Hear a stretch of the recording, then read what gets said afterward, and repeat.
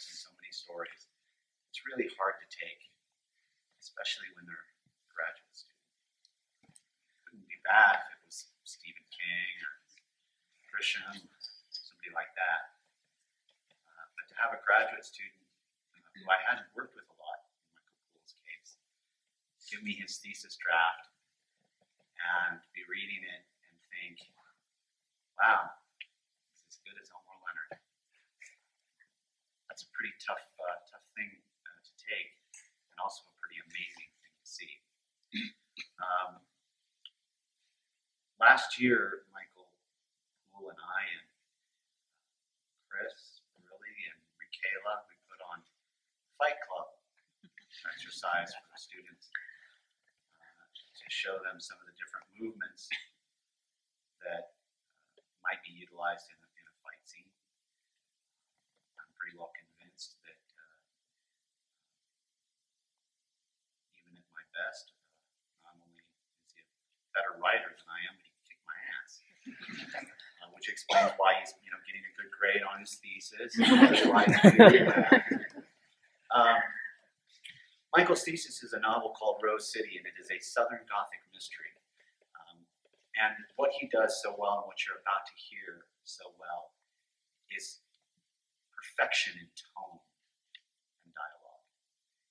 And it's actually, I was just telling the first year students today, I actually can't write Southern.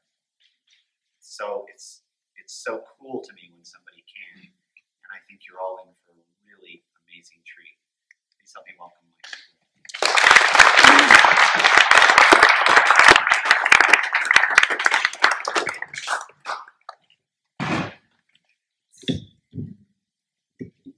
Drop that down a little bit. I'm pretty short, so if you'll excuse my voice, it's been going in and out the last month or so. One of my cohort actually said that I'm having second puberty, so maybe I'll grow a little bit, who knows. I'm just going to go ahead and dive right into chapter 1. Rose City, chapter 1. Colton Quick stood at the edge of the burial plot while the preacher gave his sermon underneath the cheap green and white awning. Sweat poured down the side of his face, soaked through his faded button-down shirt, collected at the waist of his old Wrangler jeans. He hoped it was even hotter in that chrome and ebony casket, shaded though it was by the awning. Chester Quick had always despised the heat. Not even a lifetime of working in the oil fields could change that. Chester had never liked much of anything, to tell the truth. The goddamn casket had to be worth more than the rest of Chester's entire life had been. Cole almost lost himself in that irony before the preacher's voice snapped him back into the moment. For 1,000 years in your sight are but as yesterday, which passes like a watch in the night. You sweep them away like a dream. They fade away suddenly like the grass. In the morning it is green and flourishes. In the evening it is dried up and withered. The wrinkled old preacher paused, closed his Bible over his right index finger and wiped the sweat from his forehead with the back of his left arm, then opened the Bible again and continued. We consume away at your displeasure. We are afraid of your wrathful indignation. You have set our misdeeds before you and our secret sins in the light of your countenance. When you are angry, all of our days are gone. Our years come to an end like a sigh. The preacher closed his Bible and scanned each of the other 3 attendees' faces, then Cole's. It can be hard to find an explanation when tragedy strikes. Satan would have us forsake our faith due to a lack of perspective on the meaning of death. But death is Christ our Lord's promise, his gateway for transformation to everlasting light. In death, there's both tragedy and light. We must focus on the light if we seek perspective. Chester Quick has been taken from us in a horrifying accident, but we must take comfort that in the Lord's light there are no accidents. We must commit him back to the earth so that he can become one again with the Father in heaven. The preacher turned and picked up the arrangement of yellow roses on top of the casket. He laid them on a table next to the speaking podium and nodded to an attendant in pale green coveralls. The attendant stepped on a pedal connected to the casket lowering device and lowered Chester Quick into the dirt. Cole still couldn't get past the irony of burying a man like Chester in a casket like that. It'd have done as much good to bury his body and scatter the ashes at a sewage plant.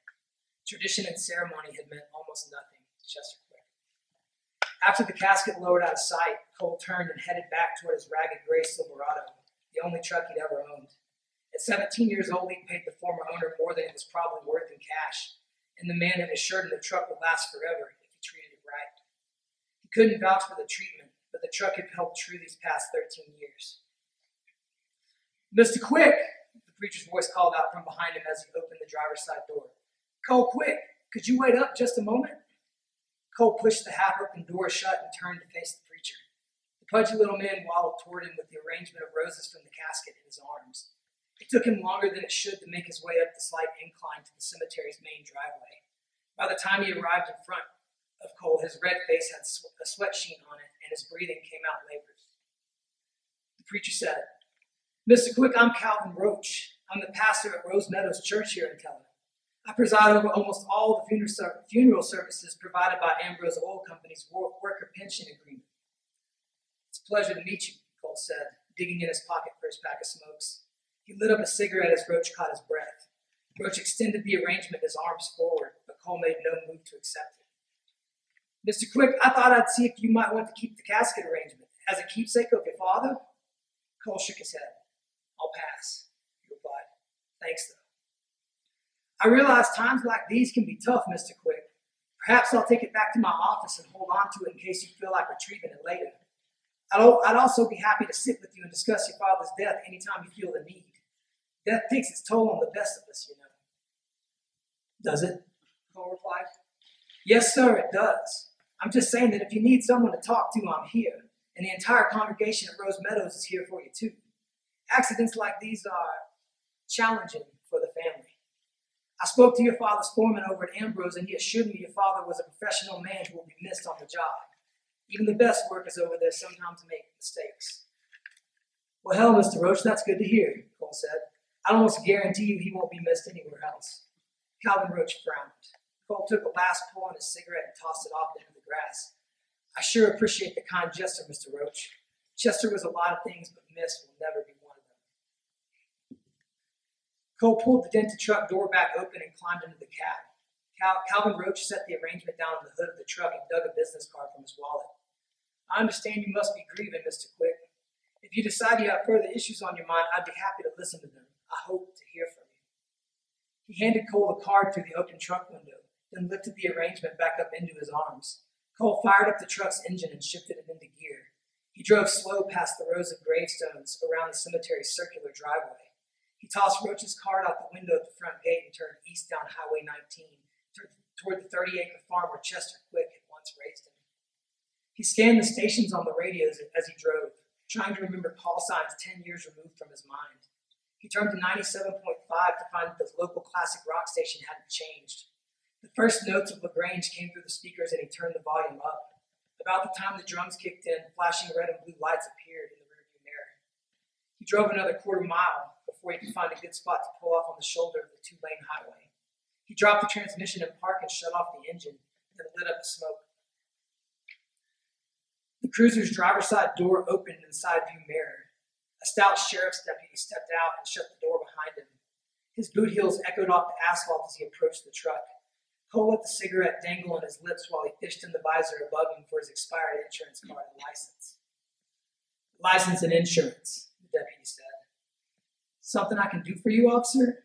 I wasn't aware that I was speeding or anything like that." "You can get your license and insurance out and shut your mouth." The deputy's face showed no emotion with his eyes hidden behind mirrored Ray-Bans. Cole handed over the license and insurance card. The deputy, Officer Raymond Charles by his name tag, raised his glasses with the tip of his index fingers, studied the license. "Mr. Quick?" he asked. "That's me." "Is this address in Grand Junction, Colorado current?" "I moved out before I came down here for my daddy's funeral. You caught me leaving the service, actually." "Mr. Quick, go ahead and step out of the truck for me." Deputy Charles pulled the exterior door handle and the truck's door swung open. "What's this all about?" Without responding, the deputy yanked him out the door so hard he landed with a grunt on the hot asphalt. "What the fuck, man?" Cole started to say, but Raymond Charles kicked him hard in the ribs before he could finish the sentence. Cole wheezed for breath and rolled to his knees. Charles snatched him up with a headlock and slammed him face first into the truck's door frame. Blood dripped down Cole's cheek from a small cut that opened up above his eye. Deputy Charles twisted his right arm around his back and attached cuffs to it, then did the same for the left. What the hell's going on, man? What did I do? Jolts of electricity shot up Cole's right arm from the injury he received at work a few years ago. Charles lifted up on the handcuff chains from behind Cole's back. Move, he said. Now. Cole followed his instructions and put one foot in front of the other toward the cruiser, every step searing the nerves in his arm.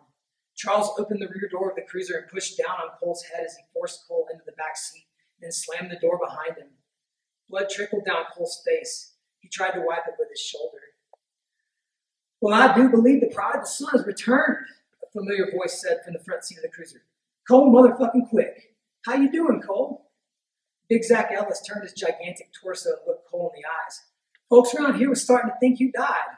Or maybe that was just wishful thinking on my part. Cole exhaled a deep breath and let himself sink back into the cruiser's frayed leather seats. You thought I wouldn't hear about you coming back to town for your daddy's funeral, is that it? Big Zach smiled as he spoke, like they were having a casual conversation that had nothing to do with $17,000 of stolen cocaine. Listen, Zach, I know you're angry, Cole began. Zach cut him off. Cole, if angry's all you think I am, then you've lost your fucking mind.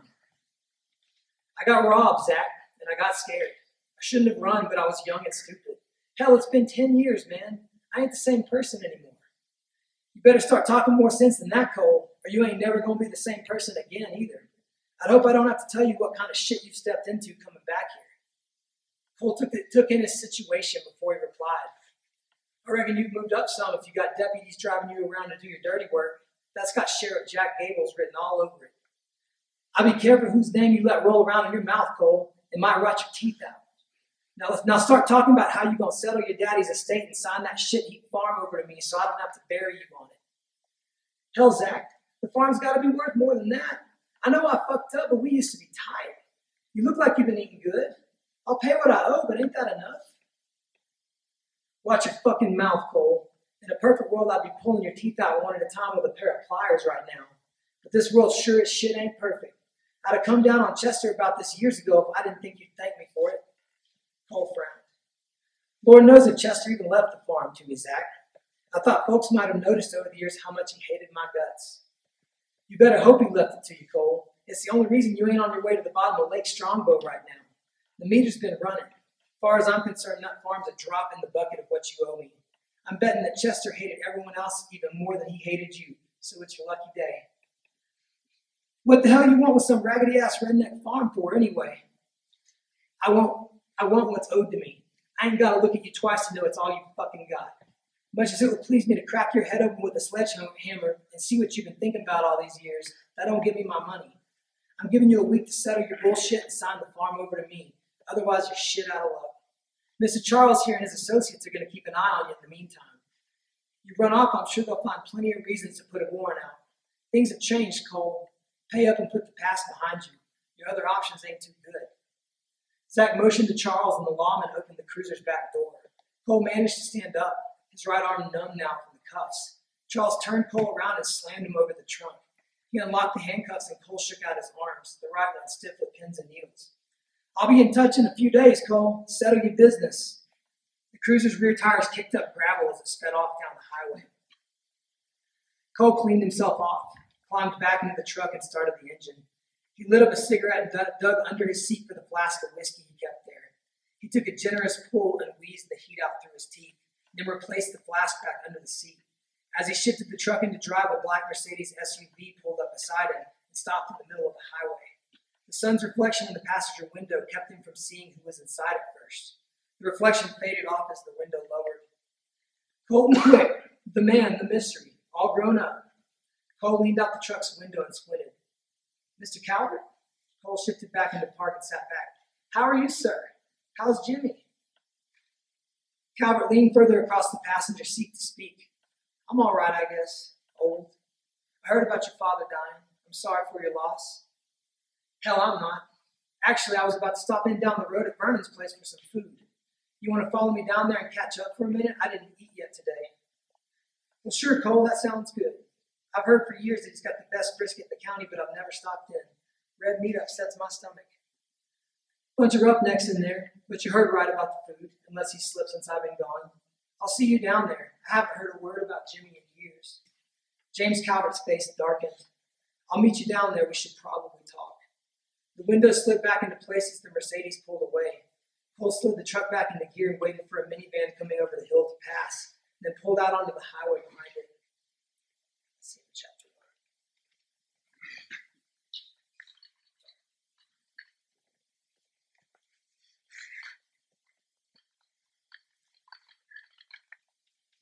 1. Chapter 2. I don't believe my damn eyes, Vernon Miles said from behind the dingy barbecue restaurant's bar. That really you, Cole? The corners of Cole's mouth turned up. I suppose it is, Vernon. How you been? Shit. Nothing ever changed around this place. Folks coming and going, dying out. Vernon grinned and stuck his hand out over the counter. He looked past Cole to James Calvert, who still hung back near the restaurant's entrance. Who's your friend? He don't need to be shy. Ain't nobody gonna bite him. Vernon, this is James Calvert. His son Jimmy is an old friend of mine. I remember Jimmy. Used to come in with you late night looking for a hot plate. A pleasure to meet you, Mr. Calvert. My condolences on your loss. Terrible business that was. Cole shifted his eyes to James Calvert. What's he talking about? Terrible business.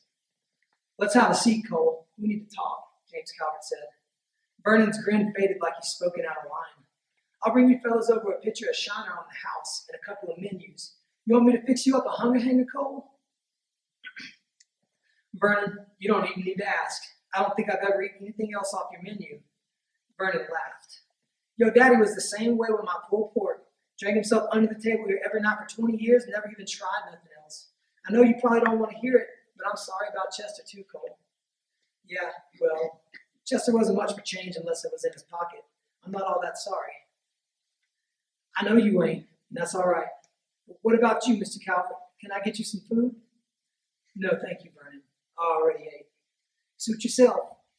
Vernon headed off toward the door into the kitchen. Cole and James Calvert settled into the same corner booth that Cole had spent countless hours of his childhood in. The grout between its old patterned tiles was stained maroon at points from spilled barbecue sauce. The table's familiarity after 10 years away startled Cole, brought back memories of nights he'd spent hunkered down in the booth eating hunger hangers while he waited for Chester to drink himself into a sufficiently passive state to be helped to the truck and driven home. What was Vernon talking about, Mr. Calvert? Cole said. Please, Cole, call me James. We're both grown men, James Calvert replied.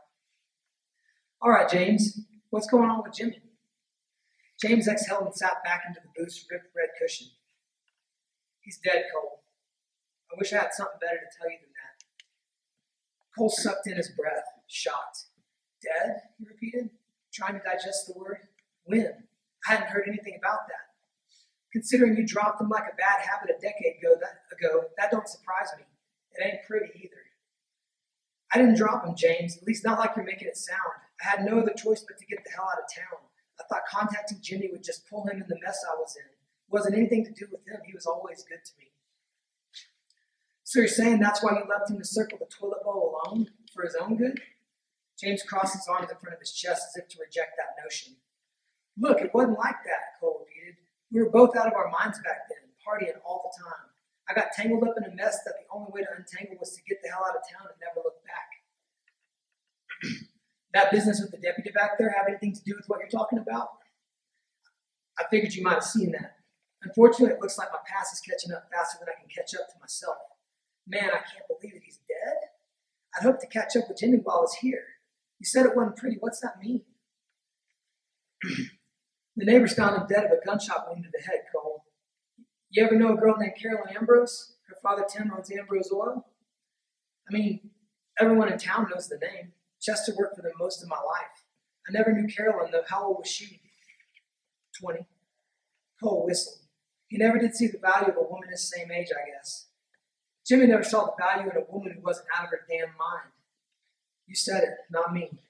Anyway, she's dead too. Her body was strung up like a deer carcass between two pine trees out back of our lake house. Jimmy's laying there right next to it. Her body had been mutilated. I guess that would be the word. Sheriff's detective said Jimmy must have strung her up in a drug-induced rage, then shot himself when he came down. Cole gasped. Before he could respond, Vernon walked up with a pitcher of Shinerbach and 2 pint glasses. There you go, gentlemen, he said as he wandered off to attend to other customers. When did all this happen? Cole asked as he poured beer into the glasses. About a month ago. Calvert paused. as if considering what to say next. I know Jimmy was messed up, but I just don't think he could have done what they're saying he did, Cole. Cole took a drink of his beer and set it back down. Drugs do crazy things to people, he said. Much as we don't want to believe it, there's a monster inside everyone. I know that, Cole, and I agree with you. There's more to it, though.